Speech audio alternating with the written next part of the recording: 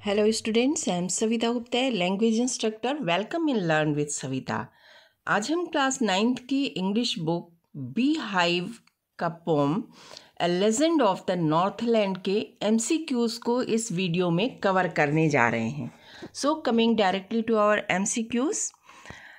Then the poem a legend of the Northland is written by. जो poem है ये किसके द्वारा लिखा गया है?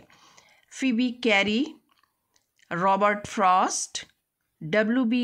Yeats or Shakespeare, and the correct answer is Phoebe Cary. Next, I don't believe this is true. Who doesn't believe in the poem? I don't believe it's true. तो मैं इस बात पर विश्वास नहीं करती हूँ. Who doesn't believe in the poem? तो कौन ऐसा कह रहा है पोएम में कि मैं विश्वास नहीं करती हूँ? The poet, Saint Peter, the people of Northland और the women. And the correct answer is the poet. Next, where is Northland situated? Northland कहाँ स्थित है? It's near Scotland. It's an island of Ireland. It's in Holland, or it's an island of New Zealand. And the correct answer is it's an island of New Zealand. Next, what do the people of Northland harness in their sleighs? तो Northland के जो लोग हैं वो अपने sledge में क्या लगाते हैं, क्या बांधते हैं उसको खींचने के लिए? The dogs, the reindeers, the oxen, the horses. And the correct answer is the reindeer. When do people go for sledging? Sledging करने के लिए लोग कब जाते हैं? In summer, when snow falls, during vacations, all the above. और ऊपर सभी, यानी समर में भी, स्नोफॉल में भी, वैकेशंस में. And the correct answer is when snow falls, जब बर्फ गिरती है. Then how will you compare the winter days and north nights in Northland? तो नॉर्थलैंड में दिन के समय को और रात के समय को, इन दोनों का जो कंपैरिजन है, इन दोनों की जो तुलना है, ये किस तरह से किया जा सकता है? The days are too long and the nights are too short. The days are too short and the nights are too long. The hours of the days and nights are equal. There are no days, it's always night. And the correct answer is the days are too short and nights are too long. दिन बहुत ही छोटे होते हैं और रात बहुत ही बड़े होते हैं.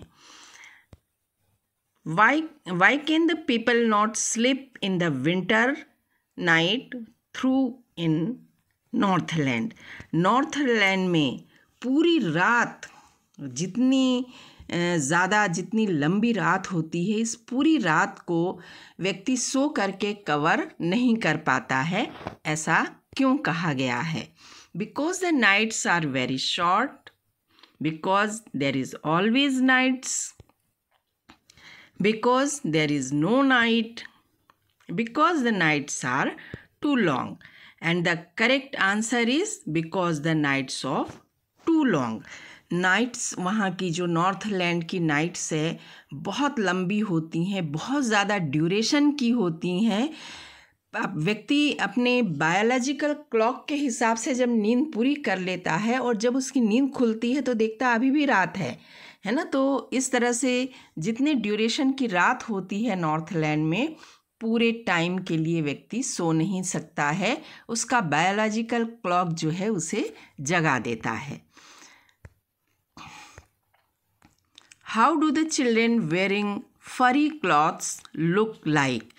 रोएदार कपड़े पहन करके नॉर्थलैंड के बच्चे कैसे दिखते हैं? They look like little pups. They look like foxes. they look like bear's cub, they look like fawns. And the correct answer is they look like bear's cub. तो कैसे दिखते हैं वो? भालू के बच्चे जैसे दिखते हैं। रोएदार कपड़े पहने रहते हैं, फर वाले कपड़े पहने रहते हैं, ऊपर से नीचे तक ढके रहते हैं, टोपी, मफलर, कोट, हाथ में दस्ताने, पैर में मोजे, और बिल्कुल छोटे मोटे भालू के छोटे से प्यारे से क्यूट से बच्चे दिखते हैं। What did Saint Peter do during his travel around the world? पूरे विश्व का भ्रमण करते समय सेंट पीटर क्या करते थे? क्यों भ्रमण करते थे? He looked after the needy person. He plays with children. He preached the people. He gives gift to the children. And the correct answer he preached the people. वो लोगों को धर्म के उपदेश दिया करते थे। While traveling round the world, Saint Peter came to the door of a cottage, family, park और हट। तो विश्व का भ्रमण करते हुए सेंट पीटर एक जगह के दरवाजे पर पहुंचे। तो वो दरवाज़ा किस चीज़ का था? तो करेक्ट आंसर इज कॉटेज। वो एक कॉटेज के दरवाजे पर पहुंचे। एंड बीइंग फेंट with fasting, who was fasting? वो भूख से बेहाल हो रहे थे। कौन भूख से बेहाल था? The little woman, the poet, people of Northland or Saint Peter? And the correct answer is Saint Peter. Saint Peter जो कि पूरी पृथ्वी का भ्रमण कर रहे थे, एक दिन जब अपने भ्रमण को पूरा करके एक कॉटेज के दरवाजे पर पहुंचे तो वो भूख से बिल्कुल बेहाल थे। What was Saint Peter feeling when he reached the little woman's cottage? तो कैसा महसूस कर रहे थे सेंट पीटर जब वो उस महिला के, इस छोटी सी महिला के, छोटे कद की महिला के कॉटेज के दरवाजे पर पहुँचे। Tired and hungry, fresh and healthy, hello and hearty, feeling cold and trembling. And the correct answer is tired and hungry. तो जब वो महिला के कॉटेज के दरवाजे पर पहुँचे तो बहुत ही थका हुआ और बहुत ही भूखा महसूस कर रहे थे, क्योंकि पूरे दिन उन्होंने यात्रा की थी, कुछ खाया पिया नहीं था। What was the little woman doing when Saint Peter reached at her cottage? तो सेंट पीटर जब उस महिला के कॉटेज के दरवाजे पर पहुँचे उस समय वो महिला क्या काम कर रही थी? She was eating something. She was eating cakes. She was making and baking the cakes. She was putting the cakes on the shelf. And the correct answer is she was making and baking the cakes. वो cake के batter बना करके mould में डाल करके उनको bake कर रही थी। What did Saint Peter ask from the little woman? तो उस महिला से सेंट पीटर ने क्या कहा? ए सिंगल केक, एक सिंगल केक के लिए कहा। A loaf of bread, 2 big cakes, something to eat. And the correct answer is a single cake. तो उस महिला से क्या चीज़ के लिए कहा सेंट पीटर ने? उन्होंने कहा कि एक केक अगर उसे मिल जाए तो ठीक रहेगा, क्योंकि because he was feeling very hungry. What did the little woman think of the cakes she baked? तो वो महिला जो केक को बेक कर रही थी अपने केक्स के बारे में क्या सोचती है? They are too small, they were too big, they were too small for her but too big to give away, they were too big for her but too small to give away. And the correct answer is they were too small for her but too big to give away. बड़ा ही funny answer है। वो महिला बात बोल रही है कि अपने बेक किए हुए केक्स को जब मैं खुद खाती हूँ तो मुझे लगता है ये कितने छोटे हैं, लेकिन जब इन्हीं केक को मैं किन्हीं दूसरे को देने जाती हूँ तो मुझे लगता है कि ये कितने बड़े हैं। तो ऐसा सबके साथ होता है। ठीक है, तो एक फ़नी आंसर है और साथ ही ये एक ऐसा आंसर है जो उस महिला की मेंटलिटी को, उसके एटीट्यूड को दर्शा रहा है कि वो कितनी कंजूस है। When I eat myself, who is I here?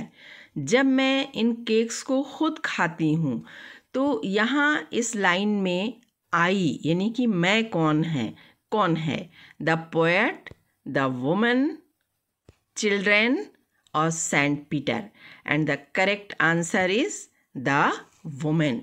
वो महिला है, वो कह रही है ना कि जब मैं खुद खाती हूँ तो ये केक बड़े छोटे लगते हैं और जब मैं दूसरों को देती हूँ तो ये केक मुझे बहुत बड़े लगते हैं, है ना। तो आप ऐसा मत कीजिएगा, सबको एक जैसा समझिएगा। चलिए नेक्स्ट पे चलते हैं।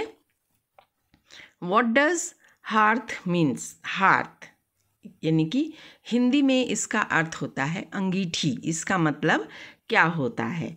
Cottage, lamp, a fire place, gas cylinder. And the correct answer is a fire place, एक ऐसी जगह जहाँ पर आग को जलाई जाती है। What time of the day did Saint Peter reach the little woman's cottage? तो उस छोटी महिला के कॉटेज पर जब सेंट पीटर पहुँचे थे तो दिन के किस समय पहुँचे थे? In the morning, at the Noon, at the close of the day, at the night. And the correct answer is at the close of the day. जब शाम हो रही थी, दिन खत्म हो रहा था, तब वो उस महिला के कॉटेज के दरवाजे पर पहुँचे थे। He asked her from her store of cakes, who is he here?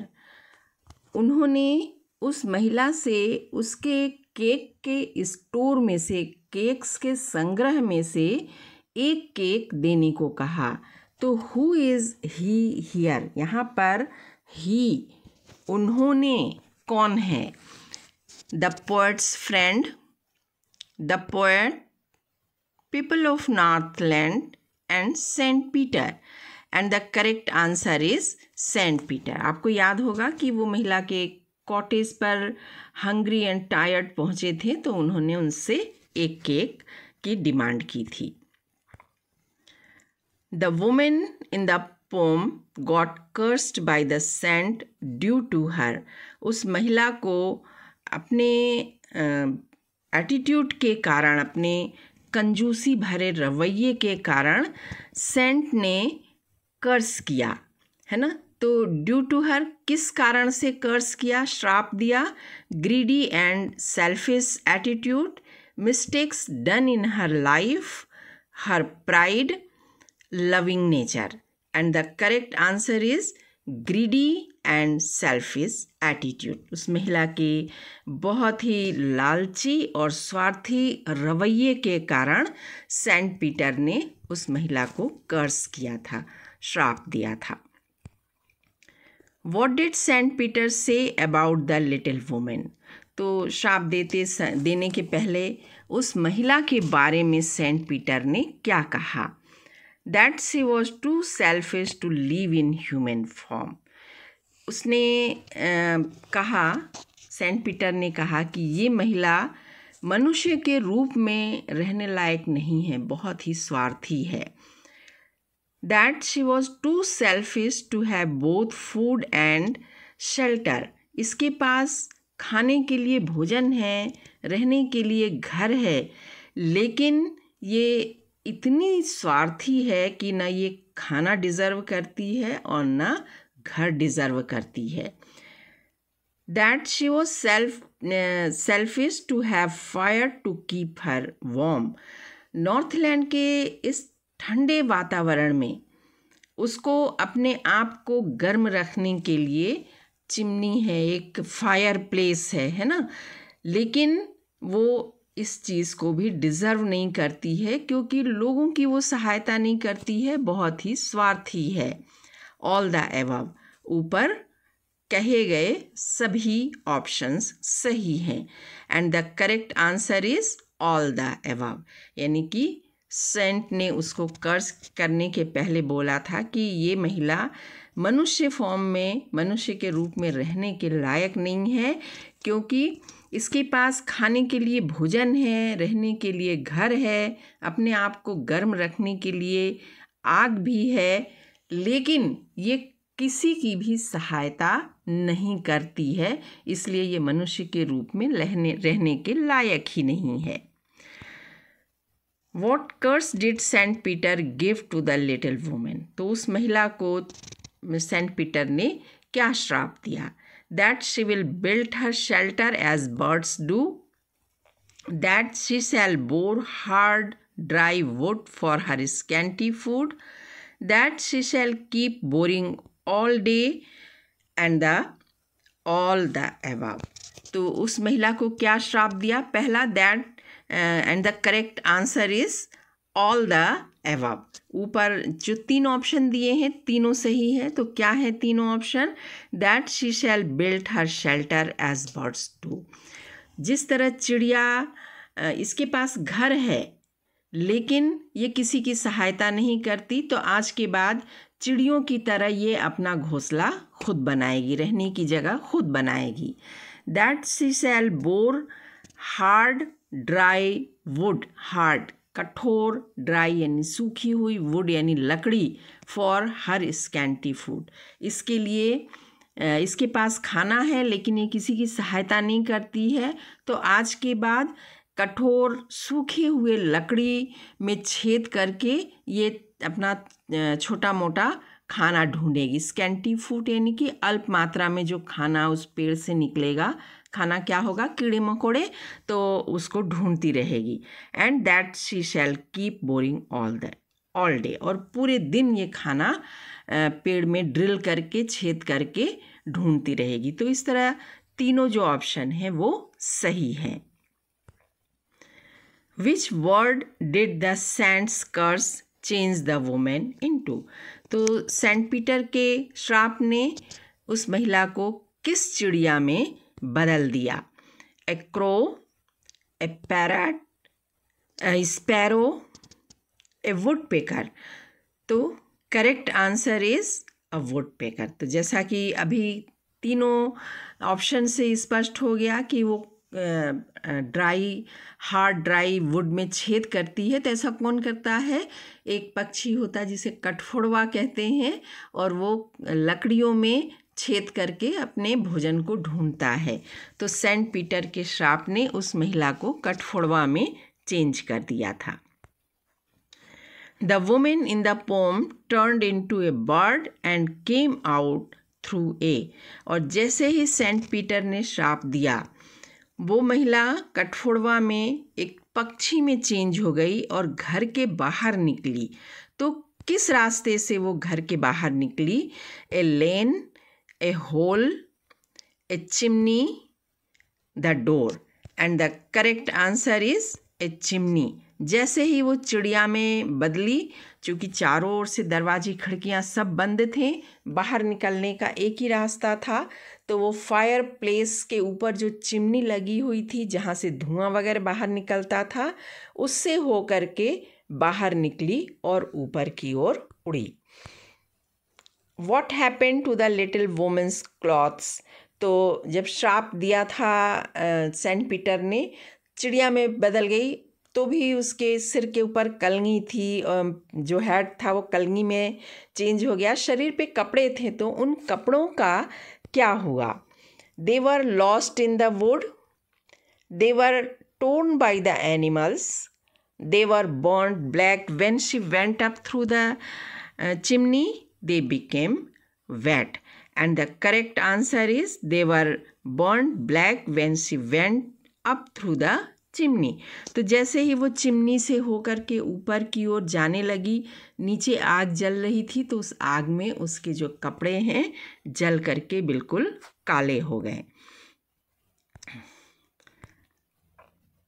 Why the word like away, boring and rolled have been repeated?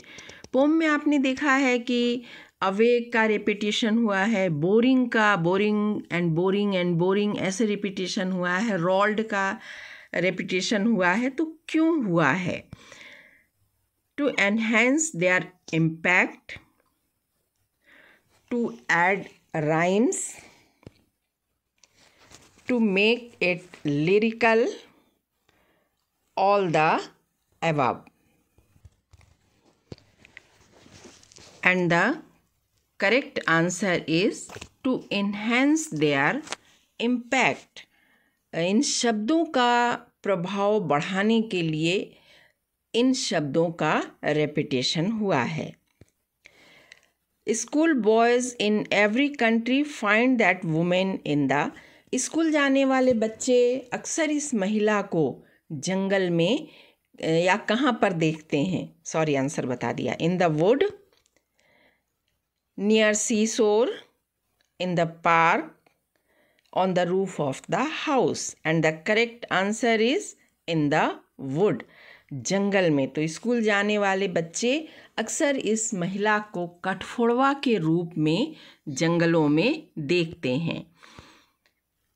What is the rhyming scheme of the poem? इस pome की rhyming scheme क्या है? तुकबंदी क्या है? 4 line stanzas with ABCD rhyming scheme, 4 line stanzas with ABC rhyming scheme, ABBC rhyming scheme, 4 line stanzas with AABD rhyming scheme, 4 line stanzas with ABAB rhyming scheme. And the correct answer is 4 line stanzas with ABCD rhyming scheme. तो ये इसका सही answer है। 4 line की stanza है और rhyming scheme ABCD है। तो ABCD राइमिंग स्कीम क्या होता है, इसके बाद मैंने एक वीडियो बनाया है पोएटिक डिवाइसेस पर, उसमें क्लियर हो जाएगा। फ़िलहाल यहाँ बता दे रही हूँ कि जो 4 लाइन है, चारों लाइन के जो लास्ट के जो वर्ड्स हैं वो आपस में राइम नहीं करते हैं, लयबद्ध नहीं होते हैं। तो पहला वर्ड को ए कहा गया है, दूसरे लाइन के लास्ट वर्ड को बी कहा गया है, तीसरे लाइन के लास्ट वर्ड को सी कहा गया है और चौथे लाइन के लास्ट वर्ड को डी कहा गया है। तो इस तरह कोई भी मैच नहीं करते हैं, इसलिए इनको ABCD कहा गया है। Why did the poet use alliteration in the poem? तो इस कविता में alliteration का यूज़ क्यों किया गया है? To add pun to it, to give a rhyming scheme, to make its lyrical, none of the above. And the correct answer is to give a rhyming scheme. जो alliteration का use हुआ है वो rhyming करने के लिए, तुकबंदी करने के लिए हुआ है।